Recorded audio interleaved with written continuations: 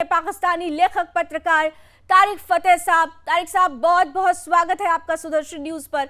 और पाकिस्तान की जो परिस्थितियां हैं, जो हलचल अभी मची हुई है, आपसे बेहतर वहां के हालातों के बारे में कोई जान समझ नहीं सकता, क्योंकि पाकिस्तान की इबारत जिस आधार पर लिखी गई है वो शुरू से कमजोर रहा। और आज अगर इमरान खान ये कहते हैं, एक तो संख्या बल नहीं है, दूसरी तरफ कह रहे हैं कि मैं संसद भंग कर दूंगा, कहां किसकी जीत किसकी हार? ये ऐसा है कि एक मुल्क कुछ नॉन प्रोफेशनल लोगों के हाथ में आ गया, उससे गुड़िया का खेल खेल रही है। ये कहीं नहीं होता कि आप थ्रेटन करें टू डिसॉल्व पार्लियामेंट अगर आप फेस करें ये कि फिर से आ जाओ मैदान में। ये कुश्ती उश्ती समझते हैं कि दंगा फसाद को फ्यूडल 200-300 साल पहले वाली जंग जिस तरह लड़ी जाती थी। इनको ये नहीं समझ में आ रहा इमरान खान को कि पार्लियामेंट जो है उसके मेंबर्स की एक वैल्यू होती है, वो अपनी कंस्टिट्यूएंसीज को रिप्रेजेंट करते हैं, किसी पार्टी में शमूल भी हैं तब भी वो एक पूरी कंट्री को रिप्रेजेंट करते हैं ना। आप उठा के डिसॉल्व कर देंगे तो व्हाट इज इट? ये शो करता है कि you really don't care about the country, you care about yourself. और वो एक एटीट्यूड है इमरान खान का कि मेरे होते हुए है किसी में दम। ये ऐसी गुफ्तगू कहानियों में पढ़ी जाती थी। ये तो इट इज सो अनप्रोफेशनल। भाई, आपके साथ पार्लियामेंट के मेंबर्स नहीं हैं तो आपको आपकी गवर्नमेंट चली गई। It's very simple. आप उसमें तड़पने की क्या जरूरत है? मैं मारा गया, इस तरह लग रहा है जैसे इनको को मौत के कुएं में डाला हुआ है और इनकी जिंदगी उस पर भरोसा। भाई, आप हार गए तो हार गए, फिर से आ जाइएगा इलेक्शन लड़के। इस वक्त तो पूरी ऑपोजिशन के जो मेंबर्स हैं और जो इनको छोड़ के चले गए, उनकी गिनती सामने है। अगर नो कॉन्फिडेंस मोशन जैसे लॉन्च होता है, there is no way it can be stopped. लेकिन ये गद्दी को पकड़ना और उसको संभाल के रखना कि अगर ये चली गई तो इनकी बेइज्जती हो जाएगी या इनकी जो माचो इमेज है वो खराब हो जाएगी या अगली बीवी नहीं इनको मिलेगी। तारिक साहब, जो भी है, ये जो परिस्थिति आज इमरान खान के साथ है, अगर हम बीते 30 साल के ही सिर्फ इतिहास को देख लें तो ये परिस्थिति तो हर एक मुखौटे के साथ ही रही। मैं मुखौटा इसलिए कह रही हूँ क्योंकि पाकिस्तान में डेमोक्रेटिक गवर्नमेंट तो हम कहेंगे नहीं ना, ये तो कंट्रोल होती है आर्मी से। आज इमरान खान की एक महत्वाकांक्षा है, विपक्ष आज एकजुट हो रहा है, बट बहुत अनस्टेबल है क्योंकि there are so many PM faces. देखिए, पाकिस्तान का पहला प्राइम मिनिस्टर जो था वो तक इलेक्टेड नहीं था पाकिस्तान से।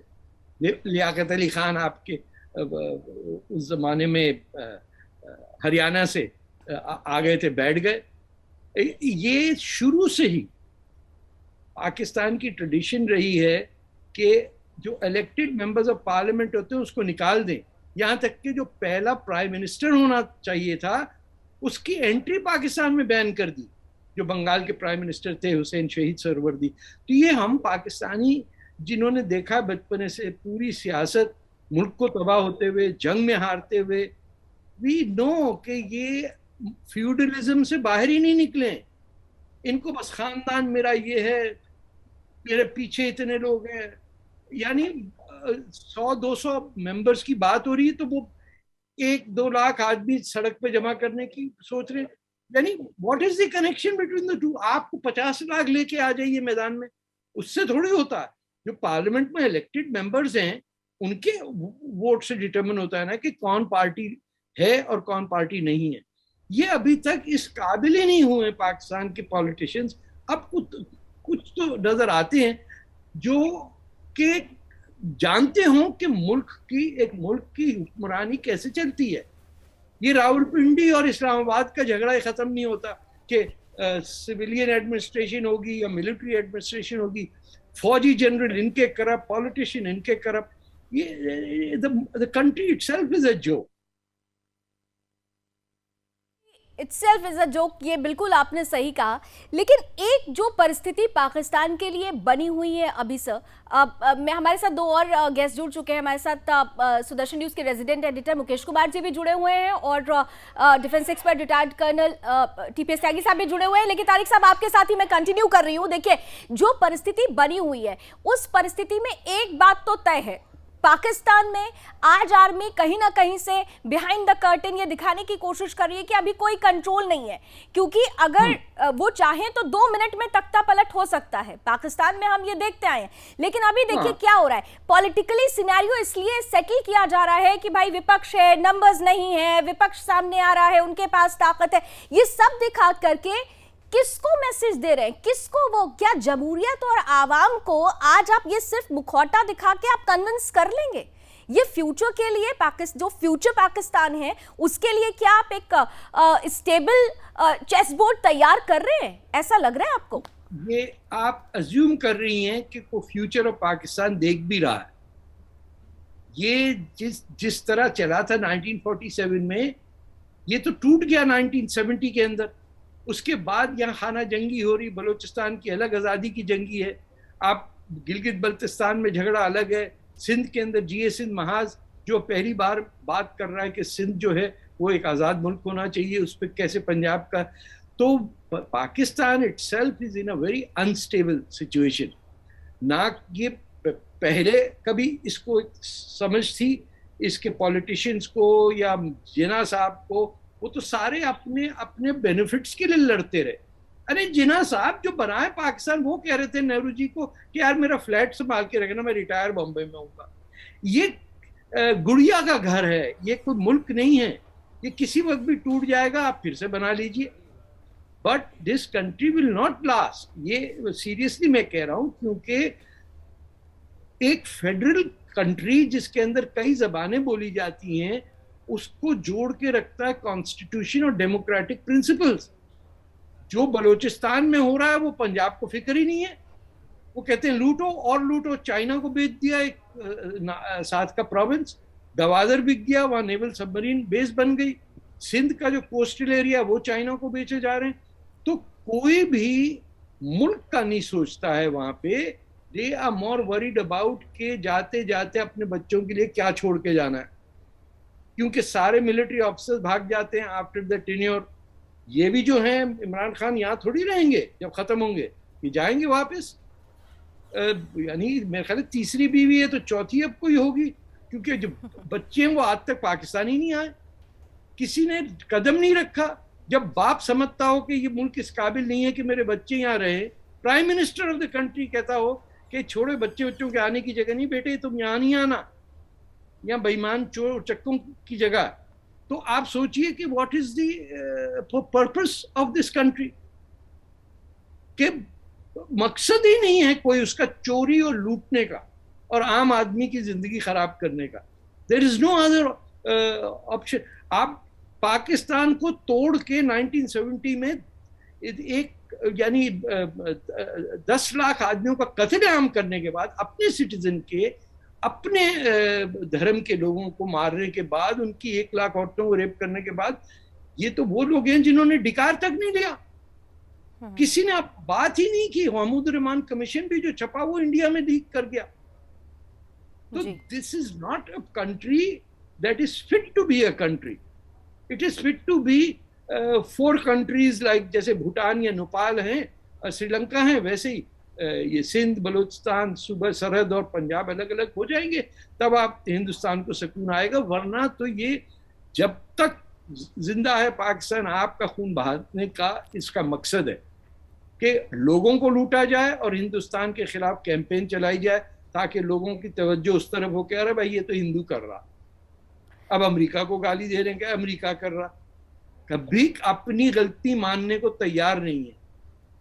आपने बिल्कुल ठीक कहा कि अपनी गलती नहीं है, एक अगर उंगली सामने उठाई जाती है तो चार उंगलियां अपनी तरफ होती हैं। लेकिन सवाल ये है कि जो अभी का वर्तमान जो परिस्थिति, जो राइट नाउ सिनेरियो है पाकिस्तान का, उसे देखने के बाद कई तरीके से सवाल ये उठ रहे हैं कि जो चेंजेस आएंगे वो पाकिस्तान की डेमोक्रेसी के लिए अच्छे होंगे। कोई कह रहा है कि नहीं नहीं, जो चेंजेस आएंगे वो बहुत अनस्टेबल होंगे। कोई ये कह रहा है कि बाहर की जिन ताकतों की बात हो रही है, बाहरी ताकतों में ये देखना चाहिए कि अगर अमेरिका का कोई हस्तक्षेप इमरान को हटाने का है तो कहीं ना कहीं से चाइना का जो इंटरफेरेंस सबसे ज्यादा है वो खत्म होगा, एक बदलती हुई तस्वीर आएगी। मतलब there are so many prospects, लेकिन प्रॉस्पेक्ट्स के बीच में डेमोक्रेसी और रियल प्रॉस्पेक्ट के बीच में जो कंपैटिबिलिटी होनी चाहिए, वो कंपैटिबिलिटी कहां है और वो कौन टेक आउट करेगा उसे? सबसे बड़ा सवाल तो ये है। तारिक फतेह देखिए, साहब, आमतौर पे अगर एक नॉर्मल कंट्री हो तो वहां इलेक्ट्रेट करती है, लोग 4-5 साल बाद इलेक्शन पे जाते हैं। जो जो सिविलाइज्ड कंट्रीज है, मैं मिडिल ईस्ट की या टर्की की या ईरान की बात नहीं कर रहा, वो तो देखिए हम सभी गए गुजरे हैं, जिसकी चाहे गर्दन काट दे जिस वक्त भी।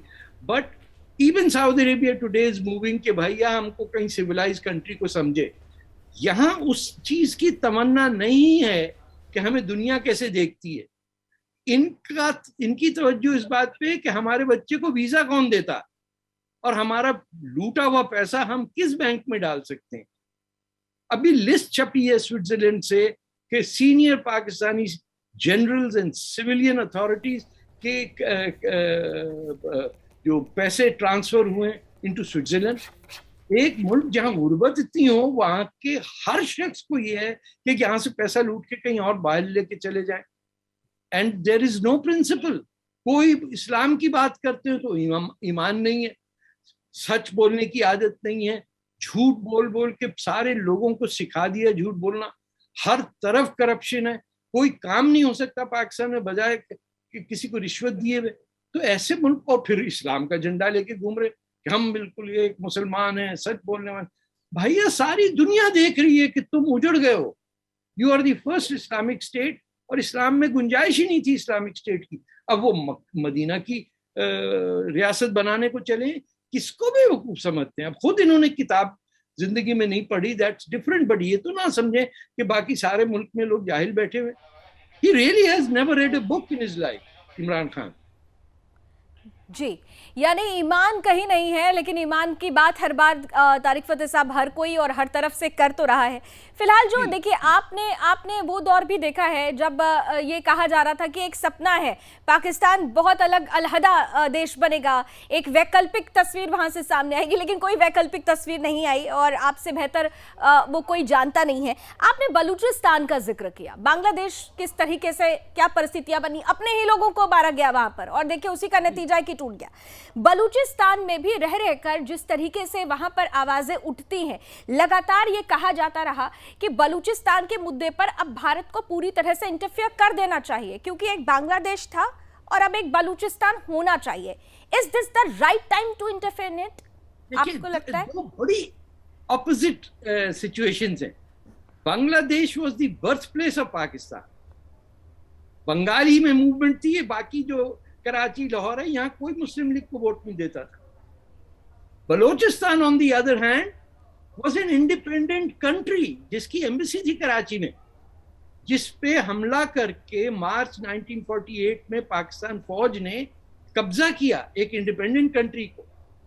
तो ये बड़ी these two options are opposite. आप समझें, जो सबसे ज्यादा लॉयल थे वो भी दुश्मन, और जो सबसे ज्यादा आजाद थे और जिन पे कब्जा किया गया वो भी चाहते हैं आजादी।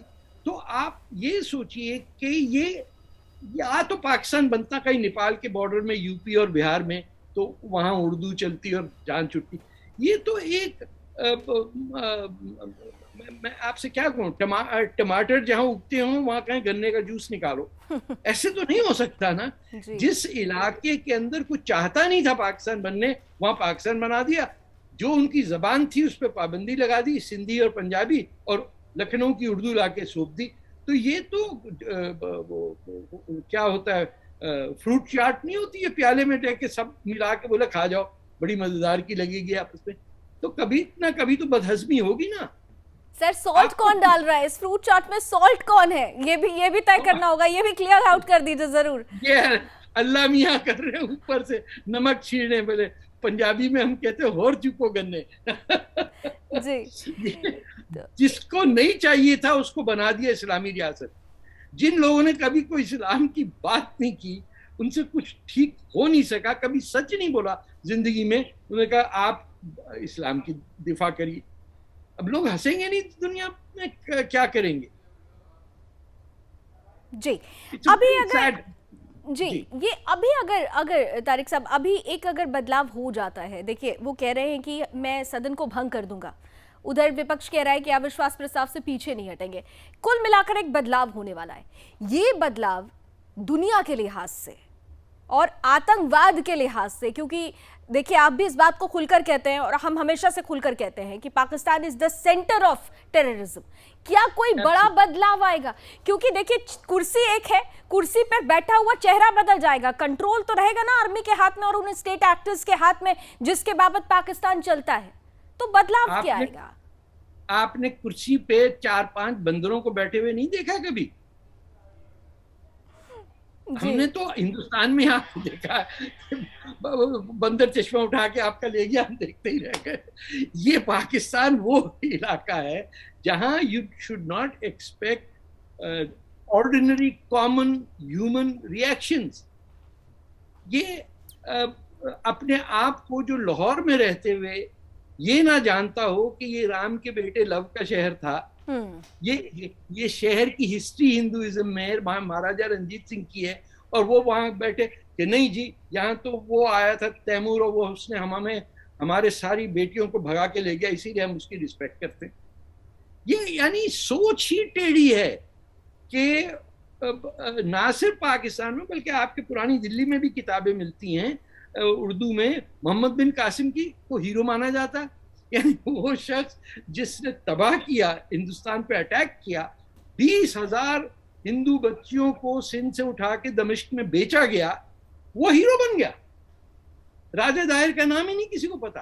तो वो पेड़े कमा दे पेड़े नतीजे, ये पंजाबी में हम कहते हैं कि the bad things you do will always result in